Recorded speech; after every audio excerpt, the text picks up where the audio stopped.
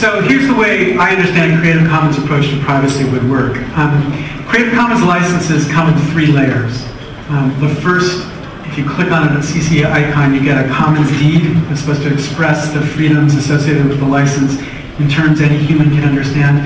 The second layer, linked from there, is a license, a lawyer readable documents, written 1 billion pages long, written by the best lawyers we could find to make enforceable the freedoms associated with content.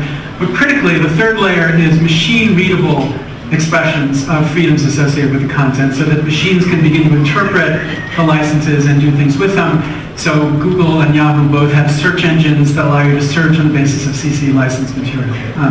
So the equivalent in the context of privacy, I think, has to have all 3 layers. A simple way to understand what the terms are. B, a legal license that actually makes enforceable those terms. And some countries requires a change in law to actually make that binding.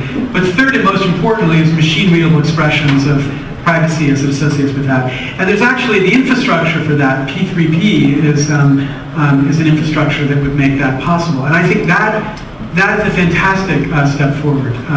And I would encourage it and happy to support it however I can. I don't actually think it's going to be as hard in that context to succeed as it was in the context of culture, because there's not somebody who has a moral claim that they stand up against your claim for privacy. There's not like Big Brother who's standing there saying, I have like a Sir Cliff Richard Big Brother who stands there and says, I have a moral right to be invading your privacy. It's just not compelling politically. I mean, Big Brothers exist and they want to be able to invade your privacy, but it's not politically very powerful. So I actually think it's easier if you begin to build a solution that's effective in the context of privacy. It's going to be simpler than it was in the context of copyright, because you have no organized oppositions. And it would be such an important advance. I mean, I remember 1997, 98, when the United States government was, dealing with privacy in the very first time, and the solution of the FTC was to require privacy pages on every website.